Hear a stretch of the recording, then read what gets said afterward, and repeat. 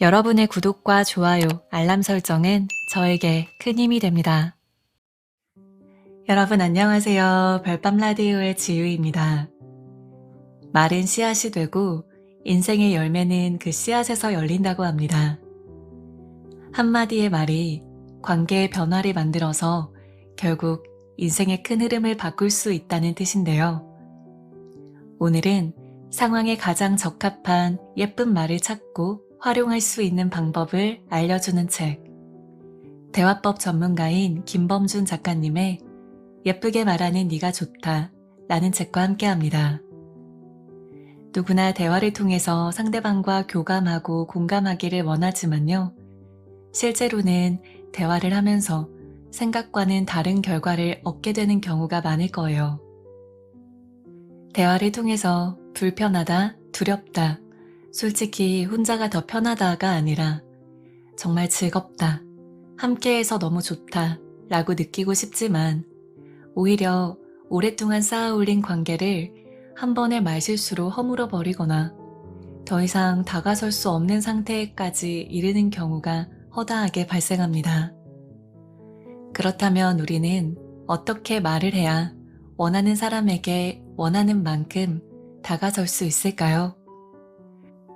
그 사람과의 허물어진 그 관계를 어떻게 다시 회복할 수 있을까요? 어떻게 하면 관계의 적정 거리를 유지할 수 있을까요? 저자는 그 해법이 바로 예쁜 말을 하는 것이라고 합니다. 예쁜 말은 상대방이 경계를 풀고 마음의 거리를 가깝게 느끼도록 도와주고요. 또 그 예쁜 말이 듣는 사람들을 긍정적으로 변화하게 도와줍니다. 그리고 예쁜 말을 쌓아가는 과정은 결국 자기 자신의 성장을 돕는 과정이기도 한데요. 작가는 이렇게 말합니다. 사람은 자신과 소통할 수 있을 때 비로소 사람다워집니다. 내가 누구인지, 내가 하는 일이 무엇인지를 깨닫고 그것을 신뢰하는 주체는 나 자신이어야 합니다. 스스로에게 나는 참 괜찮은 사람이야, 모두 다 잘 될 거야 라고 말할 수 있을 때 세상에 한 걸음 다가설 힘을 얻게 됩니다. 이렇게 얘기하고 있는데요. 서로에게 다가서고 마주하면서 관계를 이어나갈 때 예쁜 말은 이 모든 것들을 잘 해나갈 수 있는 시작이 됩니다. 오늘 소개해드릴 예쁘게 말하는 네가 좋다 라는 책과 함께 저와 여러분도 함께 좋은 말을 쌓아가 보면 어떨까 싶습니다. 그렇게 우리의 말을 변화시켜 나가다 보면 어느샌가 우리 주변에 좋은 사람들이 점점 다가오는 모습을 보게 될 것입니다. 자, 그럼 지금부터 오늘의 책 이야기 속으로 같이 들어가 보겠습니다. 멀어지는 말, 다가서는 말. 일본의 한 30대 청년이 시작한 서비스가 있습니다. 그 이름이 재밌는데요. 아무것도 하지 않는 사람 대여 서비스. 직장을 다녔지만 성과에 대한 압박과 인간관계의 어려움을 겪다가 결국 회사를 그만둔 1983년생의 한 남자가 퇴사 후에 넘치는 시간을 어떻게 할까 고민했고 결국 자신의 개인 시간을 타인에게 대여하는 서비스를 만든 겁니다. 이는 곧 폭발적인 인기를 끌게 됩니다. 놀이공원에서 롤러코스터 옆자리 앉기, 캐릭터 복장을 한 자신과 시내 중심가의 음식점에서 같이 카레 먹기, 이혼 서류를 제출할 때 아무 말 없이 동행해주기, 적당히 거리를 둔 하지만 그 누구보다도 편하게 다가서는 이 서비스에 일면식도 없었던 사람들이 편안함과 만족감을 느끼게 됩니다. 사실 이 서비스를 신청한 사람들의 일들은 혼자서도 할 수 있는 일들이죠. 하지만 이들은 아무것도 하지 않는 사람을 찾았습니다. 이 서비스는 자유롭고 싶지만 외로운 건 싫은, 사람에게 상처받았지만 그 상처는 결국 사람으로부터 치유될 수밖에 없는 그런 인간의 마음을 정확하게 이해한 서비스였던 것이죠. 2021년 방영된 TV 프로그램 놀면 뭐하니에서 본 에피소드입니다. 당근마켓을 이용해서 신청자들이 유재석과 함께 시간을 나누는 이야기였습니다. 특히 자전거를 타는 것을 배우고 싶어 했던 한 신청자에게 유재석이 자전거를 타는 법을 친근하게 가르쳐 주고 결국 자전거 타기에 성공한 신청자의 환희가 아직도 기억나는데요. 거리두기가 한창인 코로나 시대에도 불구하고 신청자들과 시간을 함께 보낸 유재석의 모습이 정말 인상적이었습니다. 이건 역시 아무것도 하지 않는 사람 대여 서비스처럼 결국 누군가와 함께하는 시간 속에서 자신의 존재를 찾을 수 있다는 것을 보여주는 사례였습니다. 생각해보면 다가섬이란 참으로 조심스럽고 예민하게 설계되어야 할 관계의 시작점입니다. 선뜻 누군가의 영역에 진입하는 것은 잘못하면 폭력적인 그 무엇이 될 수 있습니다. 아무리 선의를 가지고 말과 행동을 했더라도 말이죠. 그렇다면 상대방을 향해서 다가선다는 건 어떻게 시작해야 하는 걸까요? 다음의 문장 중에서 상대방을 향한 우리의 마음 혹은 표현, 어느 것을 선택하고자 합니까? 저는 당신을 얻고 싶습니다. 저는 당신의 무엇을 얻고 싶습니다. 두 번째 문장이 대다수 우리의 심정일 것입니다. 일상이 아닌 비즈니스 현장이라면 성과를 얻어내기 위해서 파트너인 상대방의 동의를 끌어내야 하기 때문에 더욱 그러할 것입니다. 얻을 것을 얻으면 솔직한 말로 굳이 더는 상대를 만나고 싶지 않을 때도 있습니다. 하지만 이런 마음은 결국 대화의 과정에서 어떻게든지 상대방에게 드러나기 마련입니다. 저는 첫 번째 문장과 같은 그 마음을 가지기를 원합니다. 대화가 오로지 상대방의 무언가를 얻기 위해서라면 커뮤니케이션은 지루하고 재미없어집니다. 이제 우리의 대화는 상대방 그 자체를 얻고자 하는 마음에서 진행되어야 합니다. 상대방을 얻으면 당연히 따라오는 것은 상대방의 무엇일 테니 지나치게 조급해하지도 않았으면 합니다. 다가설 때에도 예의가 있는 법이니까요. 타인을 온전히 얻고자 하는 것이 우리의 말하기가 지향하는 바입니다. 나를 제외한 모든 사람은 타인입니다. 타인을 의식하면서 살아가고 타인에게 이해되기 위해 살고자 하는 것이 우리의 삶이죠. 이 근본적인 전제를 부정한다면 사실 말하기는, 대화는, 커뮤니케이션은 모두 불필요합니다. 물론 누군가는 이렇게 말하더군요. 고작 누군가로부터 이해받으려고 살아야 하는가.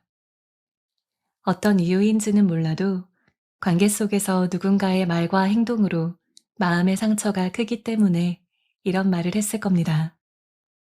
하지만 이에 대해서 저는 다소 냉정하게 답하고 싶습니다. 나와 다른 누군가로부터 이해받으려는 노력이 불가능하다면 혼자 살아야 합니다. 대화의 전제는 사회이기 때문입니다. 인생은 혼자 사는 거야 라고 외친다면 사회 구성원의 태도로서는 부족합니다. 당당하게 타인들에게 이해받기를 원하십시오. 이를 위해서 자신의 대화를 되돌아보세요.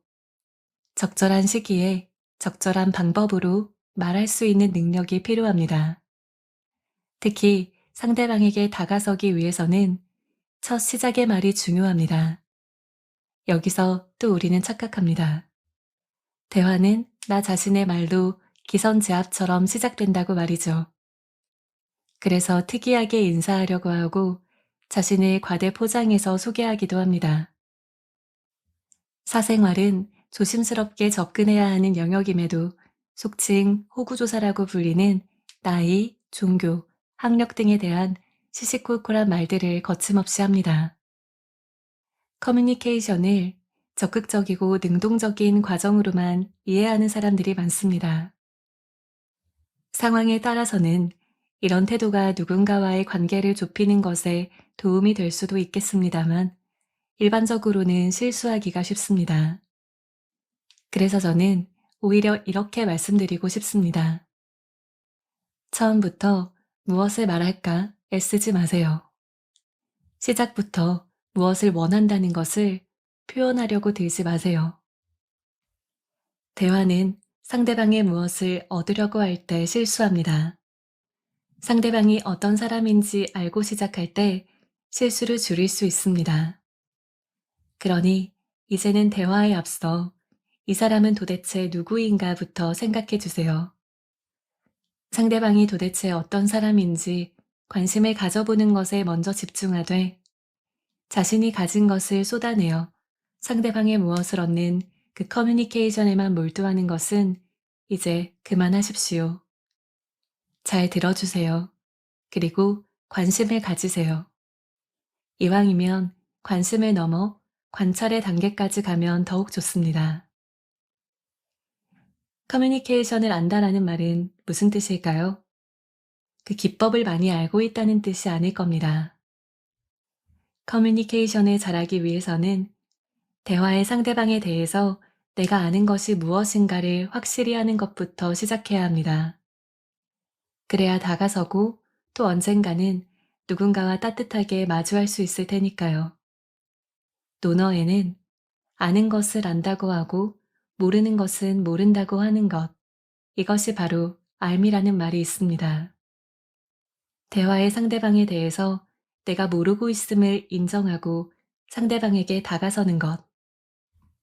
이것이 바로 우리의 말이 멀어지는 말이 아닌 다가서는 말이 되는 출발점이 될 것입니다. 상대방에 대해서 잘 알지도 못하면서 내가 원하는 걸 함부로 말한다면 그건 관계를 단절시키는 잘못된 판단을 말하기일 뿐이고요. 지금 우리가 확인해 봐야 할 건 무엇일까요? 멀어지는 대신에 가까워지기 위한 우리의 말하기 속에서 살펴봐야 할 것은 나는 상대방에 대해서 무엇을 알고 있지? 바로 이 질문이 아닐까 합니다. 이 질문에 대해서 정확하게 답을 할 수 있다면 이제 우리의 대화는 괜찮은 방향으로 제대로 시작될 것입니다. 3천만 원을 벌어다 준 예쁜 말 한마디. 제가 아는 한 부부의 이야기입니다. 그 부부는 지금 살고 있는 지역의 아파트를 매도하고 다른 지역으로 이사를 하려고 했습니다. 이사 예정 지역에 마침 괜찮은 매물이 나와서 당장 계약을 해야 했습니다. 기존에 살던 아파트를 매도하게 되었죠. 모든 게 잘 진행되나 했는데 계약 당일에 갑자기 매수자가 애초에 이야기한 금액에서 3천만 원을 더 깎아달라고 합니다. 당연히 성질이 났겠죠. 모든 게 잘 진행되고 있는데 사소한 이유를 들어서 값을 후려치는 모습에서 그냥 이사하지 말까 하는 생각도 잠시 했다고 합니다. 하지만 현명했던 이 부부는 상대의 엉뚱하고 무례한 요구를 감정적으로 받아들이지 않고 이성적으로 대안을 제시하는 것으로 대신합니다. 어떤 말을 상대방에게 건넸던 걸까요? 매수하려는 사람은 결혼을 앞둔 부부였는데 그 거래 과정 전체를 예비신랑의 어머니가 주도했다고 합니다. 계약 과정에서 다소 늦은 아들의 결혼이라는 점과 결혼 전임에도 벌써 손자 욕심부터 내던 어머니를 머리에 떠올렸다고 합니다. 이걸 종합해서 결국 최종 가격에서 티격태격하다가 잠시 쉬는 시간에 차를 마시다가 이렇게 말을 했답니다. 그거 아세요, 어머님? 이 집은 이상하게도 아기가 잘생겨요. 저도 아들 둘을 낳았는데 저보다 먼저 살았던 분도 아들만 둘이었더라고요. 이 동네에는 마트가 가까워서 좋아요. 초등학교가 3분 거리예요. 지하철이 걸어서 5분이에요. 등등 수많은 말을 해도 별다른 관심이 없었던 매수자의 어머니는 이 부부의 말에 가격을 낮추자는 말이 쏙 들어가 버렸다고 합니다. 바로 계약하자고 했다네요. 어떠신가요? 상대방에게 다가서는 정도가 아니라 상대방의 마음을 쏙 꺼낸 것 같은 말이 아니었을까요? 말 한마디로 3천만 원을 번 것이죠. 사례를 되돌아봅니다. 대화에서 충돌의 표면적인 이유는 돈이었습니다. 하지만 해결은 돈 그 자체가 아니라 다른 방법, 즉, 상대방이 원하는 것을 한 번 더 생각해보고 한 말하기로 완성되었습니다. 그야말로 예쁘지 않습니까? 직장이든 아니면 일상이든 우리의 말하기는 이와 같아야 합니다. 문제가 해결되지 않는다고 윽박지르기 전에 상대방의 욕망을 살핀 배려의 말 한마디가 필요한 이유입니다. 한치의 양보도 없는 대립의 절정, 약간의 물러섬도 곧 패배로 느껴지는 갈등, 이런 모습은 우리가 기대한 바가 아닐 겁니다. 한 걸음 더 다가서기 위해서라도 서로 조심하고 위로해주는 말을 상대방에게 건넬 수 있기를 바랍니다. 그동안 고립되어서 혼자만의 영역에서 자기의 일을 해오느라고 지친 상대방을 위해서 위로와 격려의 예쁜 말 한마디쯤은 해줄 수 있었으면 합니다. 이쯤에서 제 얘기를 해볼까 합니다. 주변에 사람이 없었던 저의 부족함을 반성하는 마음으로 하는 부끄러운 고백입니다. 대학생 때였습니다. 나름 사회 문제에 관심이 많았습니다. 세상의 약자들에 대해서 관심을 두게 되었고 관련 동아리에도 가입하게 되었죠. 세상의 불공정에 대해서 왠지 모를 안타까움을 키워갈 무렵 술자리에서 1년 선배였던 한 선배가 이런 말을 하는 걸 보게 되었습니다. 세상의 불의에 분노할 줄 모르는 사람이 되어서야 하겠는가. 선배의 말, 왜 그렇게 멋졌던지요. 불의가 뭔지도 잘 모르는 저였지만 분노라는 단어 하나에 말 그대로 꽂혔습니다. 세상의 모든 악을 찾아내서 비난하고 더 나아가 필요하면 사회 변화를 만드는 데 공헌하려는 신념이 생겼을 정도였으니까요. 그때의 제 모습, 지금도 부끄럽지는 않습니다. 그때는 그 생각이 옳았으니까요. 하지만 사회인이 되어서도 여전히 어렸을 적에 그 치기 어린 분노를 유지했던 것이 저에게는 뼈아픕니다. 꽤 긴 시간 동안 분노에만 익숙했던 위욕 과잉의 부정주의자였던 저의 모습은 솔직히 부끄럽습니다. 특히 삐딱하게 세상을 보는 시각, 좋은 걸 좋다고 보지 못하는 저의 관점은 사회생활을 하는 것에 있어서 큰 결점이 되어버렸습니다. 저의 말투가 그랬습니다. 조금만 제가 생각하는 규칙에서 어긋나도 그것에 대해서 비판과 비난을 서슴지 않았습니다. 냉정하고 차갑다. 주변 사람들이 저의 말하기를 평가할 때 한결같이 나오는 말들이었습니다. 한마디로 못생긴 말 그 자체였죠. 그런 저의 모습에 주변 사람들은 하나 둘씩 저를 떠나가 버렸습니다. 어느새 제 주변엔 아무도 없게 되었습니다. 저는 인간관계에 있어서 제가 다가서기는커녕 저를 향해 다가오려는 사람조차 의심의 눈으로 바라봤습니다. 물론 여기에는 사회인이 되어서 겪었던 수없이 많은 부정적인 경험, 예를 들어 배신과 배반의 기억들이 저를 이렇게 만든 것이 아닌가 하며 변명하려는 생각이 있다는 것도 분명합니다. 그렇지만 늘 부정적이고 비판적이며 거기에 분노 가득한 표정으로 일상을 살아갔던 저의 모습은 아쉽기만 한데요. 간디의 말입니다. 미래는 우리가 지금 무엇을 하는가에 달렸다. 맞습니다. 미래는 결국 현재라는 시간을 어떻게 다루느냐에 따라서 그 성공과 실패가 좌우되는 그 무엇이죠. 이때 현재를 다루는 건 우리가 지금 여기에서 누군가에게 건네는 말로부터 시작됩니다. 부정적인 말로 상대방과 소통을 시도해봐야 그 관계가 온전할 리가 없습니다. 그것을 저는 잘 몰랐던 것이죠. 봄날은 간다라는 영화가 있습니다. 노래도 있죠. 저는 영화의 내용과 노래의 멜로디를 떠나서 봄날은 간다라는 언어 그 자체에 나의 찬란했던 소중했던 시간이 지나가고 있다라는 생각을 하곤 합니다. 강제적으로 거리를 둬야 했던 시간이 누구에겐 나빴고 누군가에게는 좋았던 시간일지 모릅니다. 하지만 이제는 멀어졌던 마음들이 가까워져야 하는 시간입니다. 그리고 가까워지기 위한 최고의 도구는 바로 예쁜 말입니다. 열린 마음으로 상대와 마주하고 관계를 이어가는 대화에 집중하는 태도가 중요합니다. 비대면에서 대면으로 전환하는 시기에 우리가 가져야 하는 말하기를 점검해야 할 이유입니다. 오랜 기간 멀어졌던 사람과 사람 사이의 거리가 어느덧 조금씩 가까워지고 있는 이때, 그동안 멀어졌던 그 누군가와의 마음의 거리를 서서히 좁히려는 노력이 필요한 것입니다. 나와 다른 상대방에게 다가서기 위해서라도 말하기를 두려워할 이유는 없습니다. 다가설 용기만 있다면 이제 그냥 행동하면 됩니다. 소극적인 텍스트 위주의 커뮤니케이션이 아닌 나의 목소리가 담긴 나의 모습을 온전히 보여주는 1대1 커뮤니케이션을 해보는 것이죠. 상대방에게 다가서고 싶으신가요? 그렇다면 우리의 말은 편하고 여유 있고 또 긍정적이어야 합니다. 그 긍정의 언어는 지금 여기에서 당장 말해줘야 하는 그 무엇일 테고요.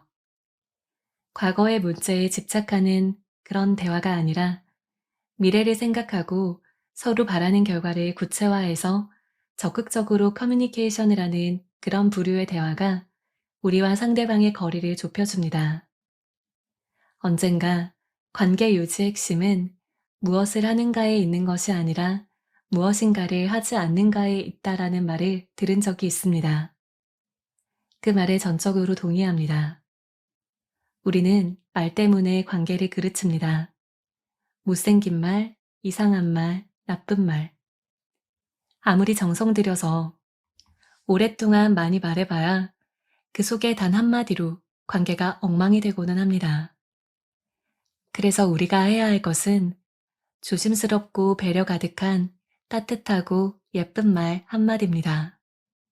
잘 알지 못한다면 절대로 말하지 말아야 하며 그나마 조금이라도 알고 있다면 당연히 듣는 사람의 관점에서 마음이 편한 말을 조심스럽게 건네야 합니다. 내 의도가 아닌 상대의 의도. 바로 이 지점에서 말을 건넬 수 있어야 예쁜 말이 완성됩니다. 우리도 이제 잘할 수 있습니다. 아니, 잘 해내야 합니다.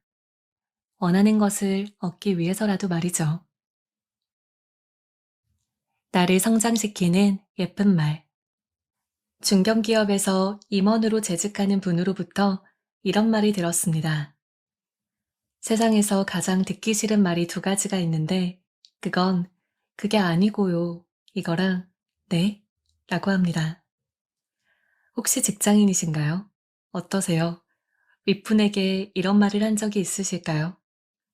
만약 이런 말들과 친하셨다면 이제는 결별을 마음속으로 선언해 보세요. 세상에서 가장 듣기 싫은 말을 하면서 상대방과 멀어질 이유는 없으니까요. 그래도 한편으론 궁금합니다. 아닌 걸 아니라고 하고 뭔가 어색해서 반문하는 것인데 왜 그걸 듣는 사람은 그토록 싫어하는지 말이죠. 그 이유는 그런 말들이 듣는 사람에게는 변명 혹은 반항으로 들리기 때문이라고 합니다. 알고 보니 변명과 반항의 말을 여유롭게 들어줄 만큼 한가한 사람은 없더군요. 그러니까 이제는 우리의 말에 긍정이라는 데코레이션을 고민해보면 어떨까 합니다. 부정적인 말을 자제하고 긍정의 언어로 자신을 감싸야 하는 또 다른 이유가 있습니다. 긍정적이지 못한 말은 상대방에게는 불쾌감을 주지만 더 중요한 건 자신의 성장에 해로움으로 작용하기 때문입니다. 타인에 저항하려다가 자신의 성장을 가로막는 것은 자해 행위에 지나지 않습니다. 그러니 다른 사람에게 잘 보이려는 말하기를 택한다고 생각하지 마세요. 자신의 성장을 위한 것이라고 여기세요. 물론 수십 년간 입에 붙은 습관이 갑자기 사라질 리는 없습니다. 말하기에 훈련이 필요한 이유입니다. 환경이 팍팍하더라도 방어적이기보다는 능동적인 모습을 억지로라도 보여주려는 연습을 해야 합니다. 필요하다면 긍정적인 혼잣말을 하면서 일종의 최면처럼 자신을 격려하는 것도 괜찮습니다. 언젠가 한 프로골퍼가 자신의 비결을 이렇게 말하는 것을 들었습니다. 티샷 실패 후에 다음 장소로 이동할 때 임팩트가 약했어. 절대 두 번째 샷에서는 실수하지 말아야지 라고 생각하지 않습니다. 오히려 이렇게 생각하죠. 날씨도 좋고 경치도 좋네. 맞다.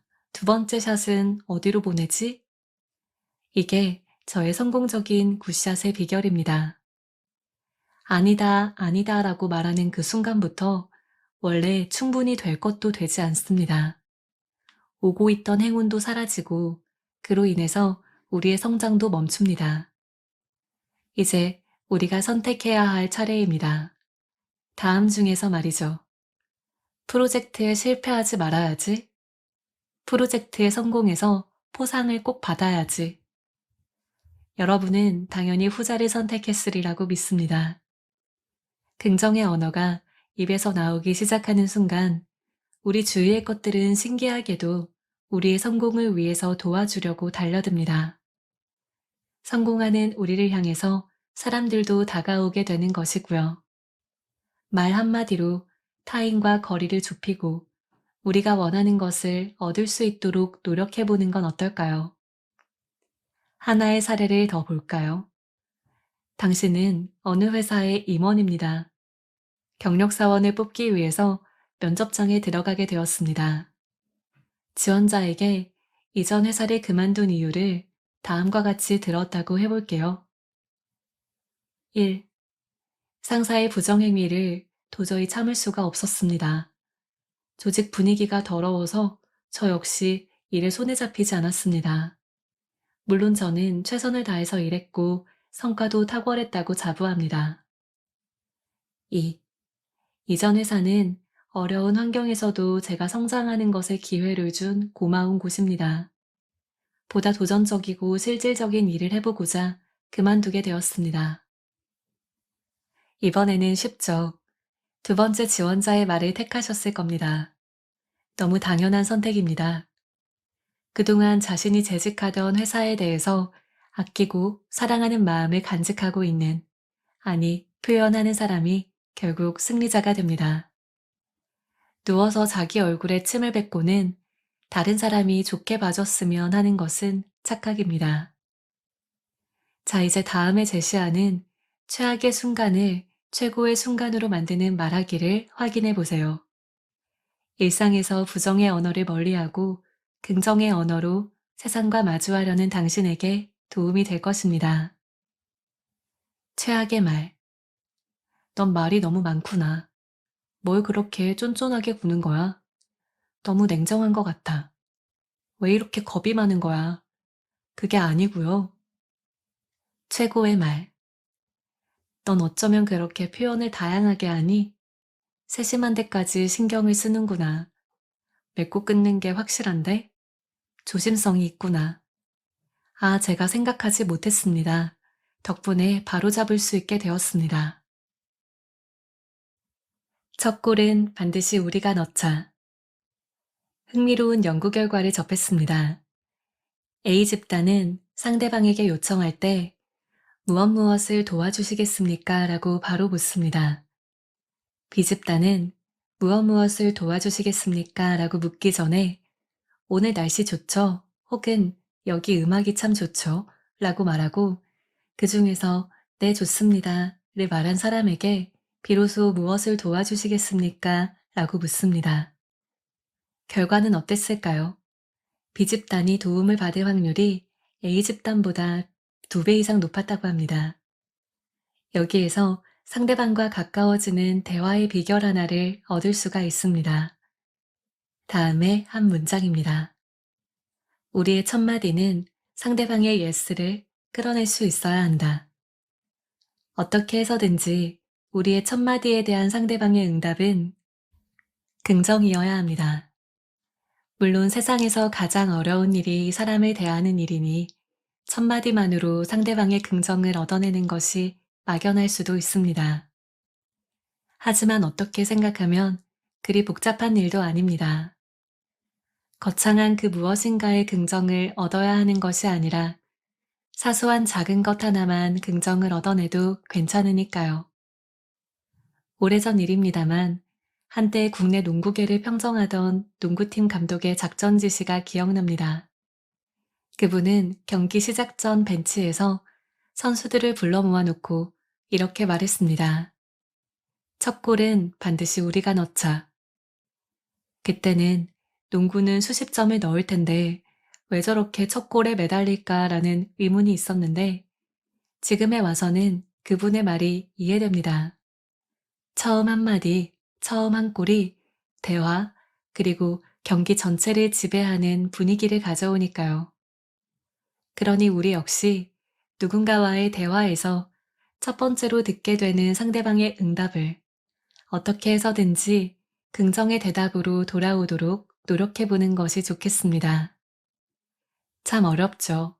그렇습니다. 누군가에게 다가서기 위한 말하기란 참으로 힘듭니다. 당연합니다. 사람의 마음을 아는 것이 어디 쉽나요? 알 수 없는, 알기가 힘든 상대의 마음을 고려해서 말하는 것이 절대 만만할 리가 없습니다. 그뿐일까요? 어제까지만 해도 모든 것을 도와줄 것 같았던 사람이 오늘은 다른 이야기를 하고 오늘까지 인상을 쓰던 사람이 내일은 이유도 없이 나를 상냥하게 대합니다. 하지만 이 말씀도 드리고 싶습니다.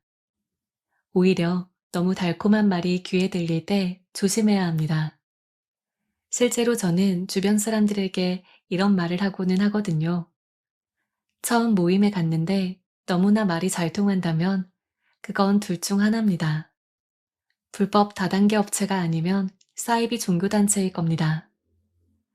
세상을 살아가는 건 싫은 소리를 듣는 대가로 돈을 벌어서 사는 것이 아닌가 하는 다소 냉정한 생각도 해봅니다. 원래 대화는 어려운 겁니다. 그러니 어렵지 않은 대화라면 경계를 해야 할 것이지, 와, 마음이 왜 이렇게 잘 통하지? 라면서 기뻐할 일이 아닙니다. 내가 아닌 다른 사람과 커뮤니케이션을 하는 건 기본적으로 어렵다는 것이 전제라는 것을 기억해야 할 이유입니다. 그걸 인정하지 않고 왜 이렇게 소통이 어렵지라고 흥분한다면 소통의 기본을 모르는 자기 자신을 먼저 탓해야 합니다. 제가 좋아하는 인문고전 장자에 나오는 이야기인데요. 사마귀라는 벌레를 아는가? 달려오는 수레에 화를 내며 팔을 휘두르며 맞선다. 제 힘으로 감당할 수 없는 것임을 모른다. 자기의 능력을 터무니없이 과신하는 셈이다. 조심하고 신중해야 한다. 스스로의 훌륭함을 자랑하여 거스르는 건 결국 오래가지 못한다. 상대방에 대해서 팔을 휘두르며 맞서려고만 한 사마귀가 혹시 상대방의 상황을 고려하지 않고 내 생각만을, 나 자신만 생각하는 대화와 같은 것이 아닐까 반성해 봅니다. 내가 분명히 옳은데 왜 이 사람은 이럴까?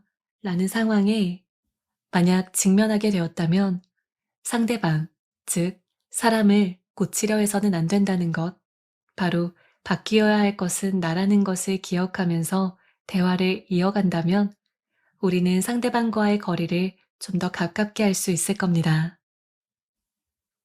좋은 대화를 위해서 기억해야 할 두 가지 태도. 내 말이 상대방에게 어떤 의미가 있을까? 우리가 지금 하는 고민의 주제입니다. 원하는 걸 얻고자 이런저런 말을 상대에게 건네보지만 돌아오는 건 외면뿐인 경우가 많습니다. 저는 이럴 때 혹시 나 자신의 외만 끈질기게 상대방에게 강요한 것은 아닌지 돌아보라고 말씀드리고 싶습니다. 상대방의 외가 아니라 나 자신의 외만 말해봐야 타인에게는 소음이기 때문입니다. 저는 우리가 상대방에게 다가서고자 할 때 필요한 상대방이 나의 말에 귀를 기울이게 하기 위한 말하기 태도 두 가지를 소개하고자 합니다. 언젠가 TV에서 나온 한 강사를 통해서 들은 이야기입니다. 첫째, 나의 말은 상대방에게 기쁨을 줄 수 있어야 한다. 둘째, 나의 말은 상대방에게 흥미를 유발할 수 있어야 한다. 이 두 가지에 주의한다면 우리의 말하기는 어제와 다른 오늘의 말하기로서 상대방에게 다가섬에 있어 확실히 더 나은 결과를 가져올 것이라고 생각합니다. 우리의 말하기에 있어 나 자신이 아닌 상대방을 고려하면서 관계를 이어가고자 한다면 상대방 관점에서의 기쁨, 그리고 흥미에 주목해야 합니다. 그렇다면 우리는 내 말이 지금 상대방에게 기쁨을 주고 있는지, 내 말이 지금 상대방의 흥미를 유발하고 있는지를 늘 생각하고 있어야 하겠습니다. 상대방의 외와 거리가 먼 말이라면 우리의 말은 아무런 소득이 없는 메아리일 뿐입니다. 위대한 사람은 목적이 있고 그렇지 않은 사람들은 소원을 원한다라는 말이 있습니다. 우리가 그동안 했던 말들이 상대방의 욕망과는 동떨어진 오로지 우리 자신의 소원에 지나지 않았는지 반성해 봐야 합니다. 목적이 있는 사람의 말하기는 상대방의 기쁨과 흥미를 고려한다는 것, 다시 한번 기억해 두세요. 우리는 오늘도 말을 합니다. 하지만 어떤 생각으로 말을 하고 있는지 관심 없는 경우가 많습니다. 그렇게 아무런 의미도 없는 말을 합니다. 사실 말을 해서 아무런 일도 없으면 그나마 다행이죠. 말 한마디를 잘못해서 모든 것을 엉망으로 만들기도 하니까요. 말에 대한 속담 가운데 기억나는 것이 있으실까요? 속담 중에서 말에 관한 것을 기억해 보세요. 말 한마디로 천냥빚을 갚는다. 제일 유명한 속담입니다. 이제 이 속담을 한번 살펴볼까요? 말로 빚을 갚는다? 괜찮은 이야기입니다. 자본주의 시대, 돈이 중요한 시대죠. 그러니 말 한마디로 빚을 갚는다면 그건 괜찮은 일이죠. 그런데 이 속담은 이렇게 풀이해야 하는 것이 아닐까요? 빚을 갚으면 남는 게 무엇인가? 빚이란 마이너스다. 마이너스를 메운다면 플러스가 아니다. 0이다. 이제 다시 시작인 거다. 결국 말 한마디로 천냥 빚을 갚는다라는 속담은 말을 하면 무엇인가를 더 얻는다는 것이 아니다. 잘 해봐야 기존의 부채를 청산한다는 의미에 불과하다. 말에 대한 속담을 더 찾아봅시다. 찾아보면 말을 많이 하라고 권하는 속담보다는 말의 사용에 대한 경고의 메시지를 담은 것들이 훨씬 더 많습니다. 낮의 말은 새가 듣고 밤의 말은 쥐가 듣는다. 혀 밑에 도끼 들었다. 곰은 쓸개 때문에 죽고 사람은 혀 때문에 죽는다. 말 많은 집은 장맛도 쓰다. 말로 온 동네 다 겪는다. 예쁜 얼굴값 말로 깎는다. 관 속에 들어가도 막말을 말라. 말, 대화, 만만치가 않습니다. 잘해야 본전이고 잘못하면 극심한 손해를 봅니다. 그래서 말은 가볍게 하는 것이 아닙니다. 간절함이 있어야 하고 늘 조심해야 합니다. 한 중견기업의 구매 담당자가 이런 말을 하는 걸 들은 적도 있습니다. 구매를 위한 협력업체의 담당자가 농담이라도 성의 없어 보이는 말을 하면 처음에는 웃어 넘깁니다. 그럴 수도 있죠. 하지만 반복되면 그 사람을, 심지어는 그 사람이 다니는 회사 자체를 저도 우습게 여깁니다. 갑질을 해서는 안 되겠지만 진실한 마음이 엿보이지 않는 사람과의 대화는 진행하고 싶지 않습니다. 말이 통하기 시작한다고 해서 함부로 들뜨지 마십시오. 간절한 마음으로, 하지만 상대방의 기쁨과 흥미를 고려하면서 차분하게 말해야 합니다.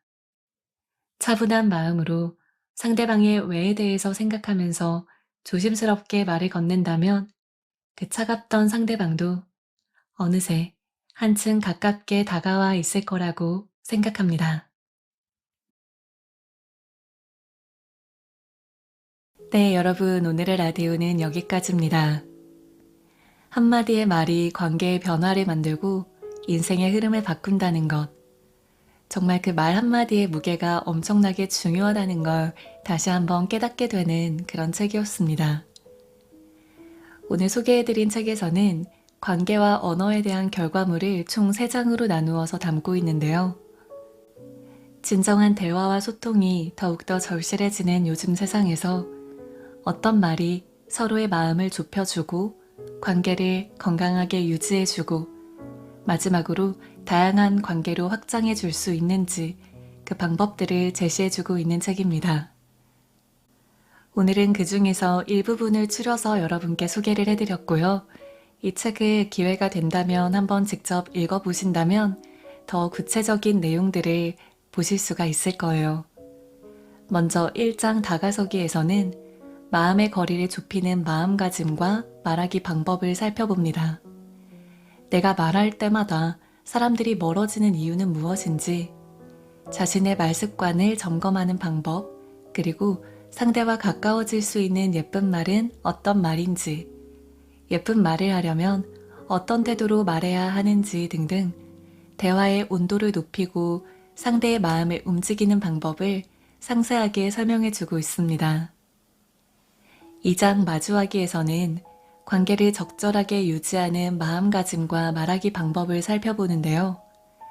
내 마음을 성장시키는 예쁜 말을 하는 방법, 새로운 관계를 맺기에 앞서서 조심해야 하는 말, 대화를 완전하게 마무리하는 방법 등등 좋은 사람들이 계속 쌓이는 말하기의 기술을 사례별로 자세히 다루고 있습니다. 3장 이어가기에서는 관계의 확장을 이끌어내는 마음가짐과 말하기 방법을 살펴보고 있어요. 자신의 결핍을 말의 자양분으로 만드는 방법, 대화의 고수가 사람을 얻는 방법, 관계를 망치는 말, 어떠한 질문도 여유롭게 받아치는 답변의 기술 등등 못생긴 말 대신에 예쁜 말에 익숙해지는 방법을 구체적으로 소개합니다. 오늘 책을 말하기의 바이블로 삼아서 두고두고 곁에 두고 읽어보신다면 여러분들도 저도 점점 더 변화되는 우리 자신을 볼 수 있을 것 같고요. 오늘의 이야기도 여러분께 따뜻한 힘이 되었기를 바라면서요. 저는 다음 라디오로 또 인사드리겠습니다. 오늘도 모두 편안한 밤, 달콤한 밤 보내시기를 바라겠습니다. 잘 자요. 안녕.